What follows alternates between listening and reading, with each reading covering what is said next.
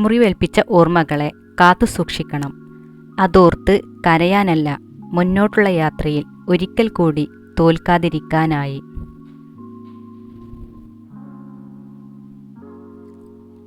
ചിലർ വാക്കിലൂടെയും പ്രവൃത്തിയിലൂടെയും മറ്റുള്ളവരെ മനസ്സിനെ വല്ലാതെ മുറിവേൽപ്പിക്കുന്നു.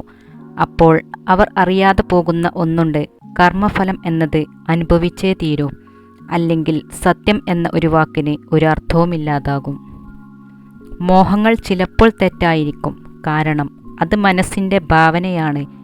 എന്നാൽ അനുഭവങ്ങൾ എപ്പോഴും തെറ്റാനുള്ള വഴിയില്ല, കാരണം അത് ജീവിതത്തിൽ നിന്നും ഉൾക്കൊണ്ടൊരു പാഠമാണ്.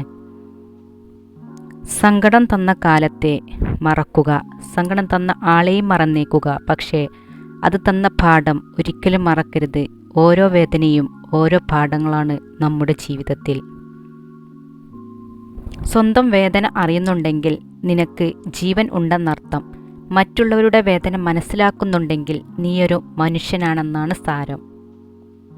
കണ്ണുനീരണിയിച്ച ഓർമ്മകളെ മറക്കാൻ ശ്രമിക്കുക. അതിനു കാരണമായ മനുഷ്യരോട് ക്ഷമിക്കുക.